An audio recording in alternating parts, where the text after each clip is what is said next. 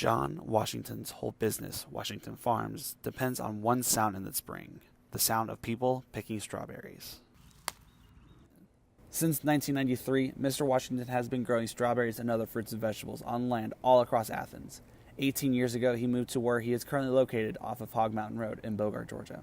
Started in 1993, leased 6 acres of land. I bought a tractor and some equipment, decided I was going to be a farmer. And learning curve was very steep, about straight up, because I didn't know what I was doing.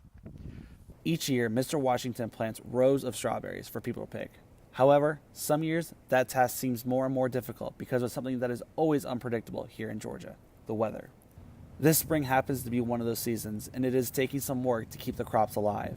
Right now, I'm one of the few farmers that would like to see a drought for the next 8 weeks. Weather's been a nightmare this year, very difficult to deal with. Since it is spring, what comes with it is the rain and the cold. There are a variety of ways of protecting the crops, though.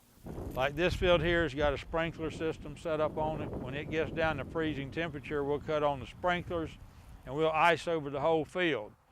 So I know I've saved the blossoms down to 16 degrees before, and in the morning they had 2 inches of ice on them. So you saw 2 inches of ice, and down in the very inside of it, there was a little strawberry blossom, a yellow strawberry blossom.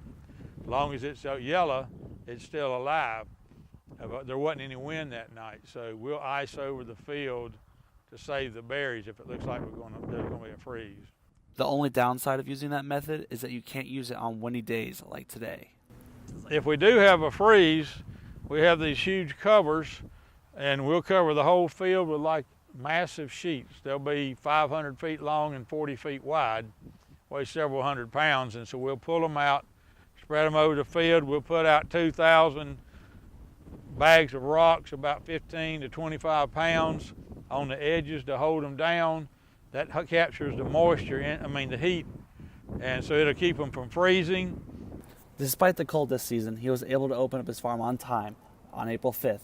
The only bad part is actually having people come out to the farm when it's a cold and windy day. And like today, we've got all this wind, and people don't like to come out when it's cold and windy. Now it's warmed up nice today, but this morning it was real cold, and so we don't have many people come out to pick. Mr. Washington says that the weather this season has hurt them a bit, but not significantly. He says that people still make it out on the warmer days to help offset when they don't come out on the colder days. Because you can do everything right and lose it all, so it's a big gamble a lot of times. Despite the gamble, Mr. Washington says he still loves to help out with the field trips and other events that go on at the farm. His favorite thing is giving away hay rides to the kids. A lot of the kids have just never been on a farm at all, and they come out here and they just love it. They're petting a donkey or running around on the grass or picking a strawberry or a pumpkin, so that's very rewarding. With this sound being a source of income for the past 25 years, Mr. Washington hopes to keep doing it for many more seasons, however rough they may be.